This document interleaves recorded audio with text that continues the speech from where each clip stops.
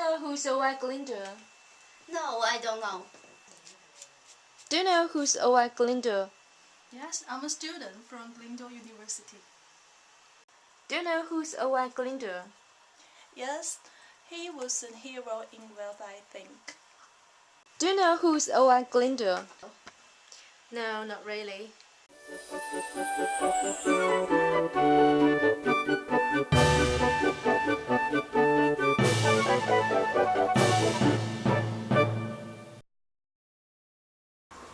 Glyndwr himself was the most important figure in Welsh history.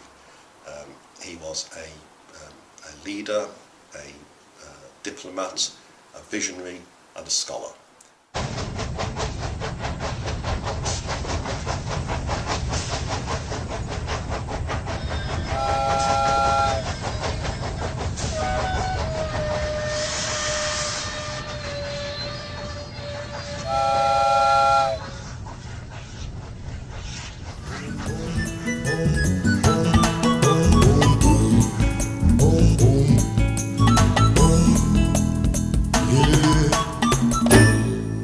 Owain Glyndwr was born in the middle of the 14th century, probably around 1354, and he was descended from two Welsh ruling dynasties, and we remember him, I think, as a national hero in Wales, as he was the initiator of a rebellion. On the 16th of September 1400, he declared himself Prince of Wales at a place called Glyndwr. It's not very far away from Wrexham, and this initiated a rebellion which dominated probably the first 2 decades of the 15th century, the Glyndwr Rebellion. Glyndwr's home or main home was Sycharth, and that's where he had his courts, or his llys as it's called in Welsh. Sycharth today is a grassy mound. There's very little left there as it was destroyed during the rebellion.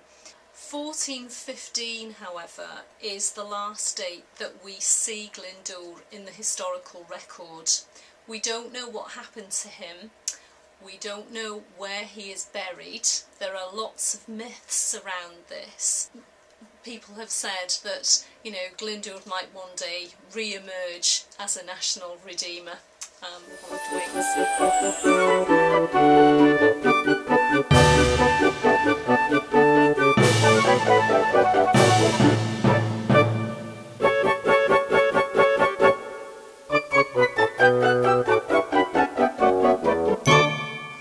An important thing was that he saw that Wales needed an army of educated administrators, people who would be able to work to help the government of Wales. And that is really what we're still trying to do today. We try to make sure that all the people that we employ, that we educate, go out into employment, and that they're able to serve the country of Wales and wider overseas and the UK. So he really embedded what this university is about, and there couldn't really be a better figure for this university to name itself after. But during the course of that revolt in 1406, Glyndwr wrote to the King of France and said that when his revolt was over and he restored peace and he expected to have won, he wished to establish 2 universities, because the universities were emblems and agencies of stability. So, and one of those universities would be in North Wales, and one of those universities would be in South Wales.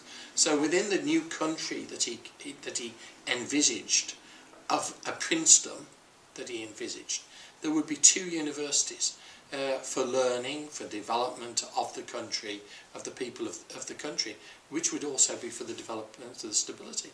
So in his own learning, he understood the nature and the importance of having a university.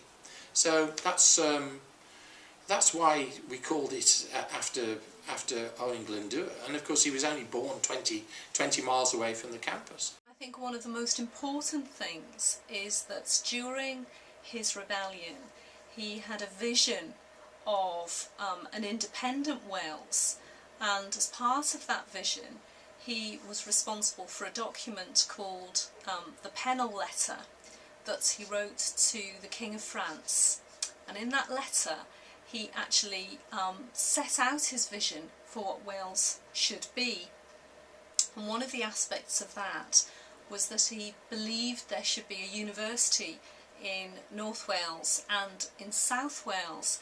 Now, it never occurred in the 15th century, but I think he would be very pleased to know that we now have a university here which takes his name. What is the future? If the economy grows and if we're successful in helping in the community to enjoy the facilities, to enjoy the nature of the university, if we can branch out to abroad and invite students in to come here and to mix with the students here as well, so that we foster peace and prosperity across the world, then we have a great future. At my nativity, the front of heaven was full of fiery shapes, of burning crescents, and at my birth, the frame and huge foundation of